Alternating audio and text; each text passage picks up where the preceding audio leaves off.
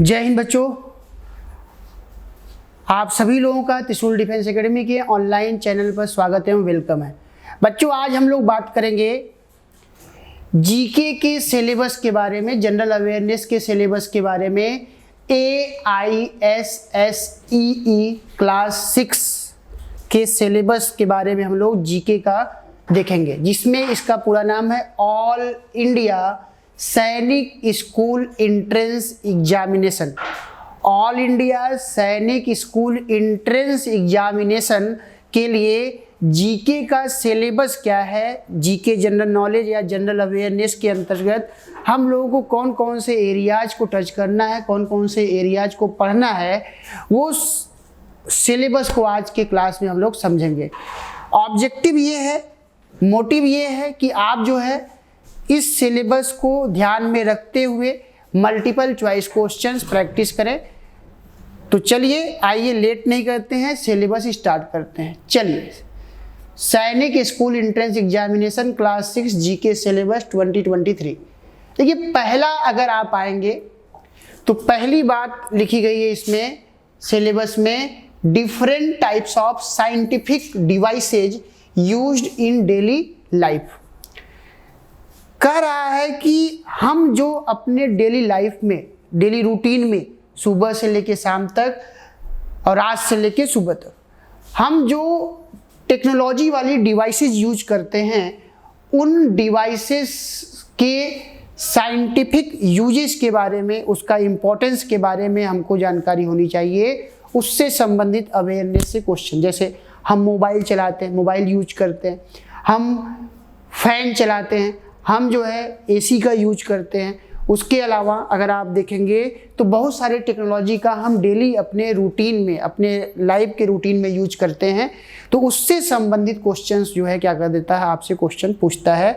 तो इसको आपको ध्यान में रखना है। जैसे फॉर एग्जाम्पल कंप्यूटर बना तो कंप्यूटर के फादर कौन, जनक कौन, उसके अलावा स्मार्ट कंप्यूटर क्या है, सुपर कंप्यूटर्स क्या है, ये सारे जो है मुद्दों पे आपको देखना है। तो कहने का मतलब साइंटिफिक डिवाइस यूजेज इन डेली लाइफ, जो लोगों के डेली लाइफ से संबंधित है, डेली लाइफ को, रूटीन को प्रभावित करता है, उनसे संबंधित टॉपिक्स हम लोग बात करेंगे। नेक्स्ट, सेकेंड पॉइंट पे अगर आप आएंगे तो सेकेंड पॉइंट कह रहा है concept on mountain terranean and lifestyle.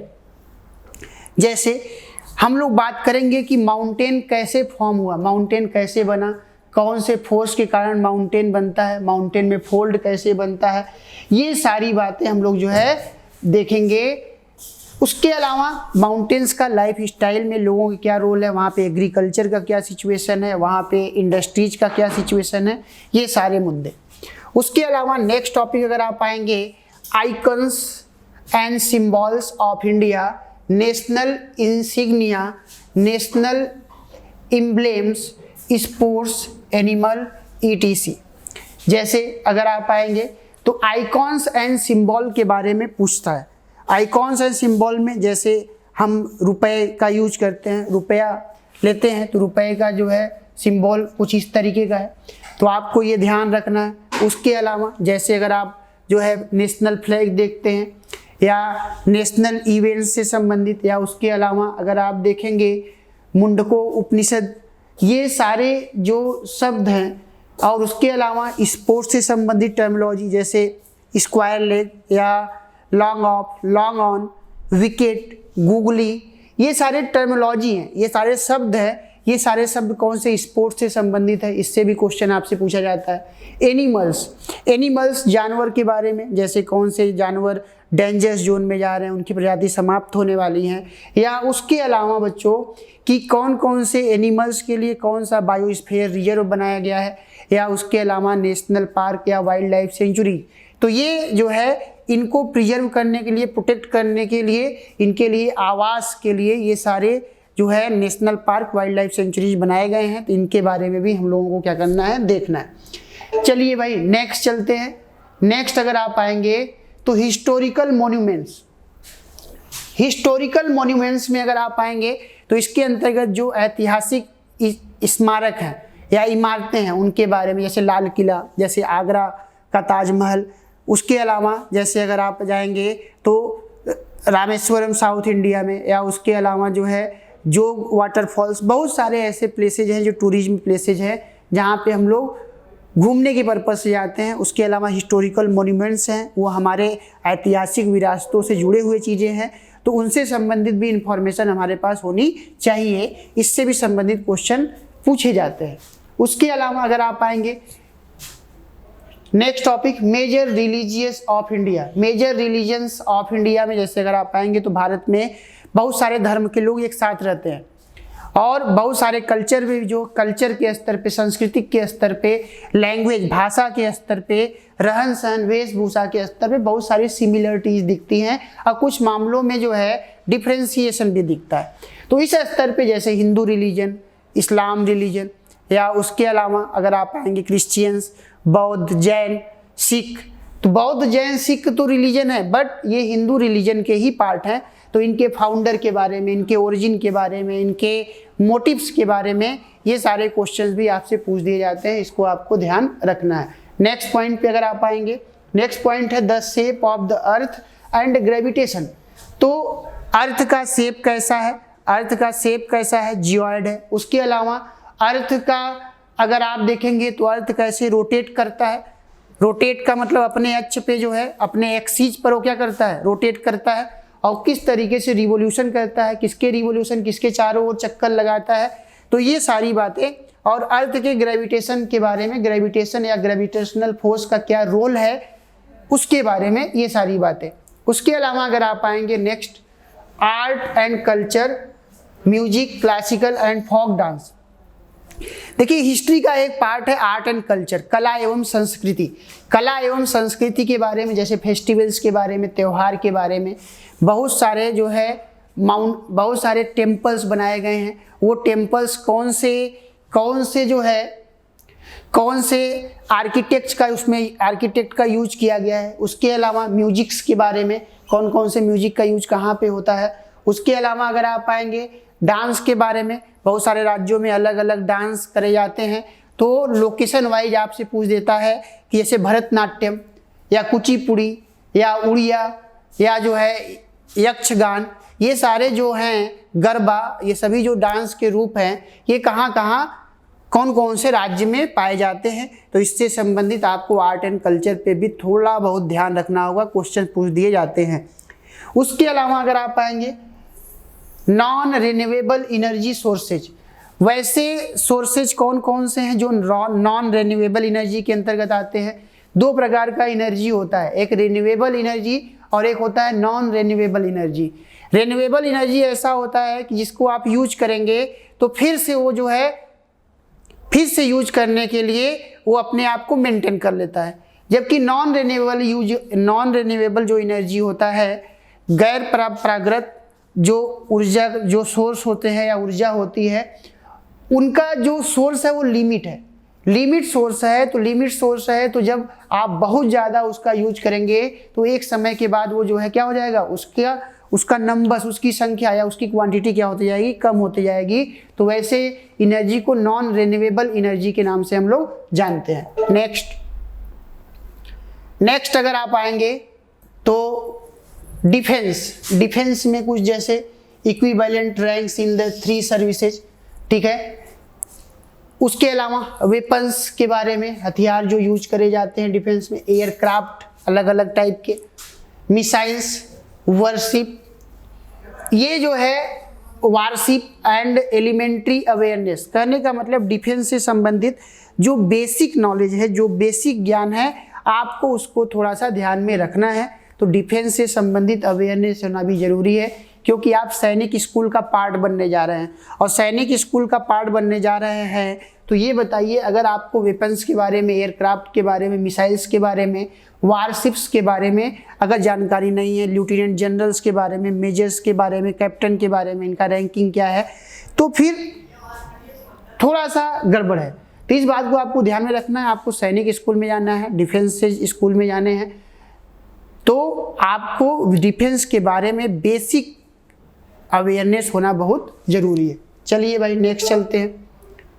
Next अगर आप आएंगे तो हम लोग बात करेंगे नेक्स्ट फूड जैसे अलग अलग स्टेट में जो है फूड का अपना एक अलग कल्चर है, जिसमें आप देखेंगे तो नॉर्थ इंडिया में जहाँ जो है नॉर्थ इंडिया में जैसे आप देखेंगे बाजरे का रोटी, उसके अलावा आप देखेंगे कि सरसों का साग, आप देखेंगे कि ये जो है एक पारंपरिक भोजन है नॉर्थ इंडिया का। जबकि साउथ इंडिया में आप देखेंगे तो वहाँ पे इडली, सांभर, डोसा, ये सारे साउथ इंडिया के कल्चर्स के फूड है, भोजन है। तो आपको ऐसे स्टेट वाइज आपको फूड्स के बारे में भी जानकारी रखना बहुत ज़रूरी है। कल्चर्स के बारे में, संस्कृति के बारे में, नॉर्थ इंडिया का अपना एक अलग कल्चर है, वेस्ट इंडिया का अपना एक अलग कल्चर है, ईस्ट इंडिया का एक अपना अलग कल्चर है और साउथ इंडिया का एक अपना अलग कल्चर है। तो इस तरीके से अगर आप देखेंगे तो आपको कल्चर को भी थोड़ा सा देखना है। हैबिटेट के बारे में, लैंग्वेज ETC, लैंग्वेज कौन कौन से राज्य में कहाँ पे बांग्ला बोला जा रहा है, कहाँ पे उड़िया बोला जा रहा है, कहाँ पे जो है आप देखेंगे कन्नड़ बोला जा रहा है। तो ये सारी भाषाओं के बारे में, ऑफिशियल लैंग्वेजेस के बारे में आपको ध्यान रखना है। ऑफिशियल लैंग्वेजेस के बारे में अगर आप आएंगे तो इंडियन कॉन्स्टिट्यूशन के 8th शेड्यूल में, 8वीं अनुसूची में 22 लैंग्वेजेस का यूज किया गया है, 22 भाषाओं का उल्लेख किया गया है। तो इनसे संबंधित जानकारी आपको होनी चाहिए। Next, sports and games.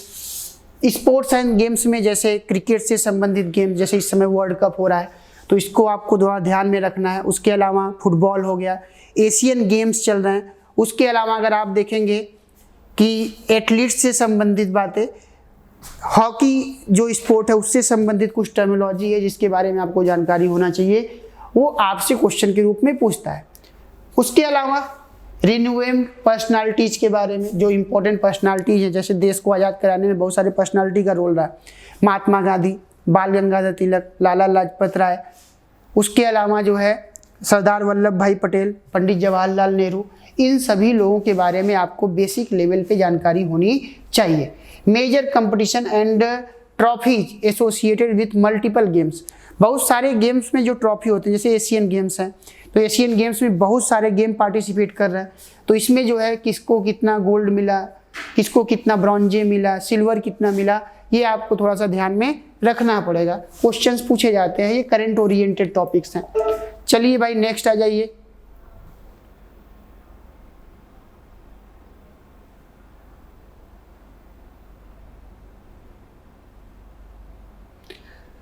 Next topic है super senses. How do plants and animals sense there surroundings, ठीक है। उसके अलावा अगर आप आएंगे next, function of body, function of body parts of plant and animals. तो हमारे बॉडी के, हमारे शरीर के जो फंक्शंस हैं या जो बॉडी हैं, पार्ट्स हैं, अलग अलग पार्ट्स, आँख, नाक, कान या हार्ट, किडनी, लीवर, ये सारे इनका क्या इंपॉर्टेंस है। तो ह्यूमन फिजियोलॉजी के स्तर पे भी आपको बेसिक नॉलेज होना चाहिए। प्लांट के संबंधित जो है, जिसमें माइटोकॉन्ड्रिया या जो है राइबोसोम्स, ये सारी चीज़ें क्या हैं आपको थोड़ी सी पता होना चाहिए बेसिक लेवल पे। नेक्स्ट अगर आप आएंगे, relationship between animals and human beings. Animals और ह्यूमन बींग्स में क्या डिफरेंट है, ये आपको ध्यान में रखना है। एनिमल्स और ह्यूमन बींग्स में सिर्फ आप देखेंगे तो जो सिर्फ एक डिफरेंस है, इनके पास लॉजिक होता है, इनके पास तर्क होता है, जबकि इनके पास ऐसा कुछ नहीं होता। नेक्स्ट अगर आप आएंगे, इंटरनेशनल ऑर्गेनाइजेशन का basic knowledge about the structure, functioning and objectives of United Nations, world bank, ETC। तो जो इंटरनेशनल ऑर्गेनाइजेशंस है, अंतर्राष्ट्रीय संगठन, जैसे UNO, यूनाइटेड नेशन ऑर्गेनाइजेशन, या इंटरनेशनल कोर्ट, अंतर्राष्ट्रीय न्यायालय, या उसके अलावा अगर आप आएंगे तो वर्ल्ड बैंक, उसके अलावा IMF, International Monetary Fund, WTO, World Trade Organization, ये सारे जो इंस्टीट्यूशन हैं, ये जो सारी संस्थाएं हैं, इन सारी संस्थाओं से संबंधित फंक्शनिंग के स्तर पे बेसिक नॉलेज, और उसके अलावा अगर आप देखेंगे तो इनके कंपोजिशन के स्तर पे आपको बेसिक नॉलेज होना चाहिए। इससे भी संबंधित क्वेश्चन पूछ देता है। जैसे वर्ल्ड बैंक का फाउंडेशन कब हुआ, वर्ल्ड बैंक का हेडक्वार्टर कहाँ पे है, प्रेजेंट में वर्ल्ड बैंक के जो है चेयरमैन कौन है, इससे संबंधित क्वेश्चन पूछा जाता है। नेक्स्ट, नेक्स्ट अगर आप आएंगे test and digestion, basic concept, Indian literacy and culture, personalities, names and fields of achievements. तो अगर आप आएंगे तो जैसे ह्यूमन फिजियोलॉजी में जब आप पढ़ते हैं तो उसमें डाइजेशन से संबंधित बातों के बारे में आप डिस्कस करते हैं। उसके अलावा कल्चरल पर्सनालिटीज के बारे में, names and fields of various या अचीवमेंट, जैसे कुछ पर्सनालिटी है, जैसे अगर आप देखेंगे कि कोई व्यक्ति भारत रत्न अचीव किया, किसी को पद्मश्री मिला, पद्म विभूषण मिला, तो ये सारे जो अवार्ड मिले गए तो उन्होंने उनके एक स्पेशल वर्क के लिए, अचीवमेंट के लिए ये सारी चीज़ें दी जाती हैं। तो ये करंट ओरिएंटेड चीज़ें हैं, इसको आपको जो है करंट में देखना पड़ेगा कि किसको कौन सा अवार्ड दिया गया। उसके अलावा cooking and preserving techniques, Indian literary and culture awards, names of the awards and recent recipients, ये भी जो है करंट से संबंधित बातें हैं। तो जो रिसेंटली न्यूज में चीज़ें चलती हैं उससे संबंधित क्वेश्चन पूछे जाते हैं। उसके अलावा अगर आप आएंगे जर्मिनेशन एंड सीड डिस्पर्सल से संबंधित बातें। उसके अलावा next natural calamities, flood and earthquakes, जो प्राकृतिक आपदा आता है, नेचुरल कैलामिटीज आता है या नेचुरल डिजास्टर्स आते हैं जिसमें बाढ़, सूखा, भूकंप, ज्वालामुखी, इन सारे, या लैंडस्लाइड, भूस्खलन हो गया, ये सारे जो नेचुरल कैलामिटीज आते हैं इनसे संबंधित आपको जानकारी होनी चाहिए। Traditional water harvesting techniques, evaporation, condensation and water cycle, तो आपको वाटर साइकिल के बारे में, इवेपोरेशन क्या होता है, कंडेंसेशन क्या होता है, उसके अलावा वाटर हार्वेस्टिंग टेक्निक्स क्या है, कैसे जो है वाटर को वेस्ट होने से बचाया जाए, कौन सा बेहतर टेक्निक्स है, इन सारे से संबंधित चीज़ें जो है आपसे पूछी जाती है। उसके अलावा नेक्स्ट अगर आप आएंगे, नेक्स्ट तो नेक्स्ट जो है वाटर पोल्यूशन एंड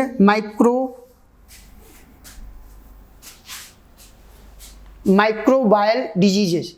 तो वाटर पोल्यूशन, जैसे जो है बहुत सारे वाटर क्या हो रहे हैं, पोल्यूटेड हो रहे हैं, तो उसके पीछे का कारण क्या है, क्यों, एयर पोल्यूशन, वाटर पोल्यूशन, या उसके अलावा जो है अगर आप आएंगे अर्थ पोल्यूशन, इनसे संबंधित बातों और उनसे संबंधित बीमारियों से संबंधित बातों को हम लोगों को इसमें देखना है। जैसे किसकी कमी से कौन सा बीमारी होता है, या कौन सा जो है लक्षण दिखाई देता है, प्रोटीन की कमी से क्या होता है, विटामिन ए की कमी से क्या होता है, विटामिन बी की कमी से, सी की कमी से क्या होता है, डी की कमी से, इससे संबंधित बातें आपको ध्यान में रखनी है। तो बच्चों हम लोगों ने अगर आप देखेंगे तो ये जो टॉपिक्स दिए गए हैं life of farmers, farming techniques के बारे में, उसके अलावा अगर आप आएंगे तो experiment with water in every body life, tribal communities and forest produce के बारे में। तो इससे संबंधित जो भी आप टॉपिक इसमें आप जीके के अंतर्गत जो भी इसमें दिए गए हैं बच्चों, आप इसमें देखेंगे कि हिस्ट्री के अलावा ज्योग्राफी के अलावा अगर आप आएंगे तो जनरल साइंस, इन्हीं सारे सेगमेंट से, और कुछ प्लस करंट इवेंट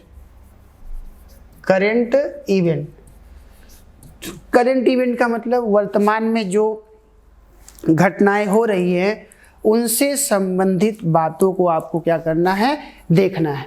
तो ये हिस्ट्री, ज्योग्राफी, जनरल साइंस से संबंधित टॉपिक्स इसमें मेंशन करे गए हैं। उसके अलावा थोड़े से कॉन्स्टिट्यूशनल टॉपिक आपको ध्यान में रखने हैं, और करंट में जैसे प्राइम मिनिस्टर कौन है, प्रेसिडेंट कौन है। उसके अलावा अगर आप आएंगे तो स्टेट के गवर्नर्स के बारे में, ये सारे क्वेश्चंस आपसे जो है पूछे जाते हैं बेसिक लेवल पे, बेसिक स्तर पे। तो बच्चों आज के क्लास में हम लोगों ने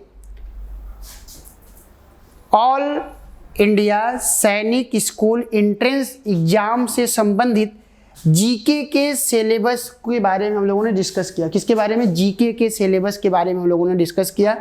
आई होप बच्चों ये वीडियो आपको पसंद आएगा और आप जो है इस वीडियो से ये जान पाइएगा कि आखिर जो है जनरल नॉलेज के अंतर्गत सिलेबस में क्या क्या चीज़ें हैं जो ऑल इंडिया सैनिक एंट्रेंस एग्जामिनेशन में क्वेश्चंस पूछे जाते हैं। तो ये तो मैंने सिलेबस बताया।